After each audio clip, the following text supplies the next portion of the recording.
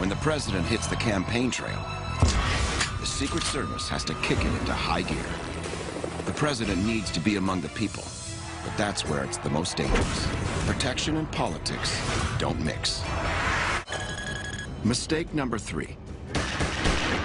Even after Kennedy is shot 3 times, the untrained guards let Sirhan break free. He grabs his pistol and takes control of the room, again. That wouldn't happen now. Martial arts expert Martin Wheeler demonstrates how Secret Service agents could eliminate a threat and keep it that way. I'm going to use Ken here as the protectee, and I'm going to be the bodyguard. What we're looking for is mainly you're looking for their hands, you're looking for someone who's acting not quite like everybody else, or if they're masking what they're doing. So someone bringing up the weapon, you've got to control them, get them into a position where you can at least control their hands, see what it is they're doing. If I can, I'm going to access my own weapon. I don't know if theirs is going to work. For Secret Service agents, it's not about being a stronger fighter. It's about fighting smarter. They know how the body works and how to use those biomechanics to get results. In one swift movement, Wheeler uses the barrel of the gun like a lever to take it. Then, by manipulating his elbow, gets the attacker to the ground.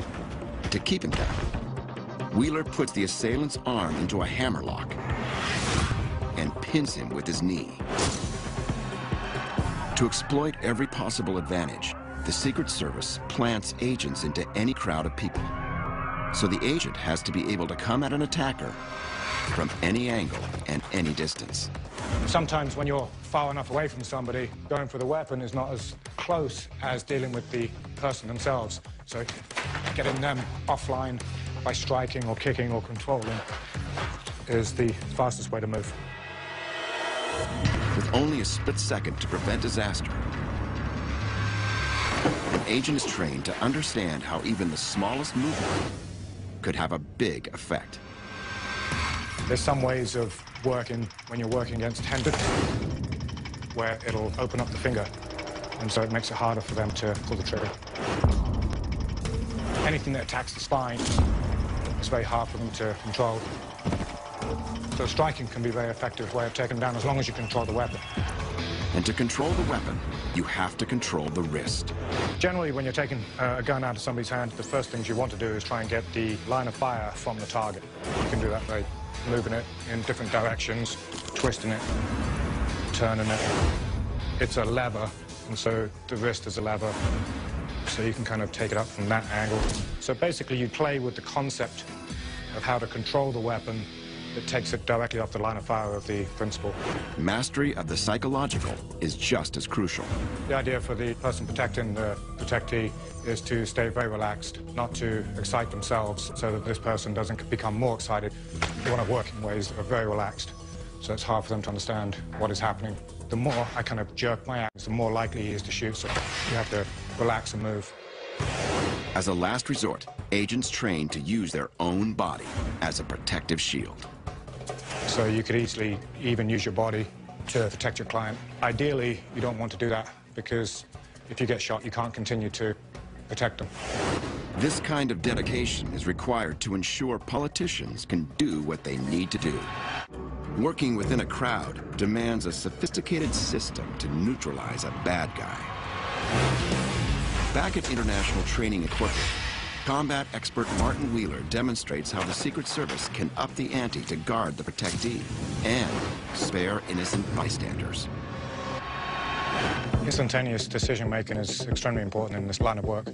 At these ranges, it's very difficult to draw weapons. You need to rely on your hand-to-hand combat skills. And the assailant may not be alone.